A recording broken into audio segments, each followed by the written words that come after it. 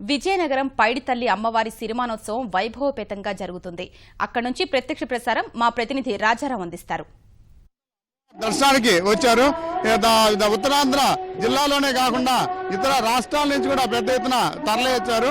అమ్మవారి కోరికలు తీరుస్తుందనే నమ్మకం ఎక్కువ మందికి ఉంది. అందువల్ల ఎక్కువ మంది మొక్కులతో పెద్ద ఎత్తున తరలి వస్తారు. ఎక్కడ ఏ రాష్ట్రాలలో ఉన్నా కూడా సిరిమాన ఉత్సవం చూడడం అనేది ఒక ఆనవాయితీ. అందులో భాగంగా మొక్కులు తీర్చుకోవడం అనేది ప్రధానము. ఇది చూస్తున్న మొక్కులు తీర్చుకున్న వాళ్ళందరూ కూడా ఘటాలతోనే వస్తారు. ఈ వేలాది మంది ఘటాలతో ఒకేసారి వచ్చి అమ్మవారిని దర్శించుకుంటారు. ఈ ఘటాలలో పంచ ద్రవ్యాలు ఉంటాయి. వీటన్నిటిని కూడా అమ్మవారికి అభిషేకం చేస్తారు. దాదాపు కిలోమీటర్ల దూరం కూడా నడుచుకుంటూ వస్తుంటారు.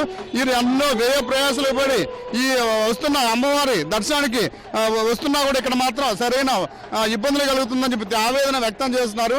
ఈ ప్రాంతాలలో పెద్ద దాదాపు భక్తులతో పోటెత్తిపోయింది. ఈ ప్రాంతం అంతా కూడా దాదాపు 4-5 కిలోమీటర్లు ఇప్పటికే 2 లక్షల మంది పట్టణంలో భక్తులందరూ కూడా తరలి వచ్చారు. అమ్మవారి దర్శనం కాకుండానే ఇబ్బందులు పడుతున్నారు. ఈ క్యూ లైన్లు కూడా 4 కిలోమీటర్లకి పెరిగింది. కానీ ఈ ప్రాంతంలో ప్రధాన రోడ్డు మార్గంలోనే అధికారులకు సంబంధించిన వాహనాలు కూడా అడ్డంకిగా మారాయి. ఇదే ప్రాంతంలో 30 ప్రభుత్వ వాహనాలు ఉండడం వల్ల ఇక రాకపోకలు కూడా స్తంభించింది. అధికారుల నిర్వహణ కూడా సక్రమంగా లేదనే చెప్పాలి. ఈ క్యూ లైన్లు కూడా అడుగు కూడా కదలని అరగంటకి అడుగు కూడా కదలని పరిస్థితి ఉంది. దేవాలయం పూర్తిగా ఇరుగ్గా ఉంటుంది. అందులోనూ 4 క్యూ లైన్లు ఏర్పాటు చేశారు. ఈ క్యూ లైన్ల నుంచి బయటికి రావాలంటేనే చాలా కష్టంగా ఉంటుంది. వెంటనే భక్తులందరూ బయటికి తీసుకురావడంలో అధికారులు వైఫల్యం చెందారని ఖచ్చితంగా చెప్పాలి.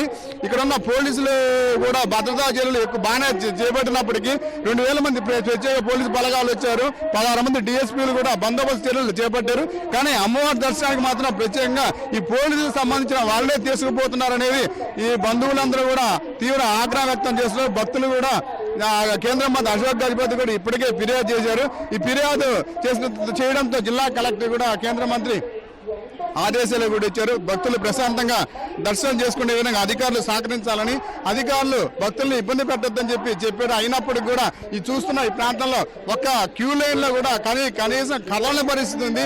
భక్తులు ఎంత ఇబ్బంది పడుతున్నారో చెప్పడం అనేది ఇక్కడ పరిస్థితి చూస్తే కానీ అందులోనూ తీవ్ర ఎండలు కూడా ఉన్నాయి. ఎండల్లో నిలబడడం సొమ్మసిల్లి పడిపోతున్నారు. మహిళలు దాదాపు 20-30 మంది ఈ ప్రాంతాల్లో పడిపోవడం, ఘటాలు కూడా కింద పడి పగిలిపోయాయి. కానీ ఎన్నో కష్టపడి మేము మొక్కులతో ఘటాలు తీసుకొస్తే అమ్మవారి దర్శనం చేసుకోలేకపోతున్నాం అని చెప్పి ప్రతి ఒక్కరిలో కూడా బాధ కనిపిస్తుంది. ఇందువల్ల దాదాపు నెల నుంచి కూడా మాల వేసుకొని అమ్మవారి దర్శనం కోసం వచ్చామని ఇక్కడ ఉన్న పరిస్థితి చూస్తే మాత్రం క్యూ లైన్ కదలన పరిస్థితి ఉందని లోపల అధికారులు కూడా ఎవరు కూడా సరైన చర్యలు తీసుకుపోవడంలో ఈ సమస్య ఉత్పన్నమైందని అంటున్నారు. మరి కొద్దిసేపట్లో ఇదే ప్రాంతంలో సిరిమాను ఊరేగింపు ఉత్సవం జరుగుతుంది. సిరిమాను ఊరేగింపు ఉత్సవం రావడం అనేది ఇక్కడ క్యూ లైన్ లో ఉన్న భక్తులకు సాధ్యం కాని పరిస్థితి. అమ్మవారి దర్శనం చేసుకుని సిరిమాను ఉత్సవాన్ని చూస్తేనే భక్తులు ఎంతో ఆనందపడిపోతారు. కానీ ఆ పరిస్థితి లేని పరిస్థితి కనిపిస్తుంది. ఒక క్యూ లైన్ లోనే దాదాపు మనం చూస్తే 25,000 మంది ఈ క్యూ లైన్ లో నిలబడి ఉన్నారు. ఇంకా ఈ క్యూ లైన్ లో నిలబడడానికి ఎవరు కూడా సాహసం చేయడం లేదు. కానీ స్వచ్ఛంద సంస్థలు మంచినీటి వసతి అనేది ఏర్పాటు చేసినప్పటికీ ఈ నీటి వసతి మాత్రం పూర్తిగా అందరికీ అందని పరిస్థితి ఉంది. ఈ ఎండకి తీవ్ర అవస్థలు పడుతున్నామని చెప్పి అంటున్నారు. పైడితల్లి ఆలయం నుంచి కెమెరామన్ సిహెచ్ శ్రీనివాస్తో రాజారావు, ఈటీవీ న్యూస్.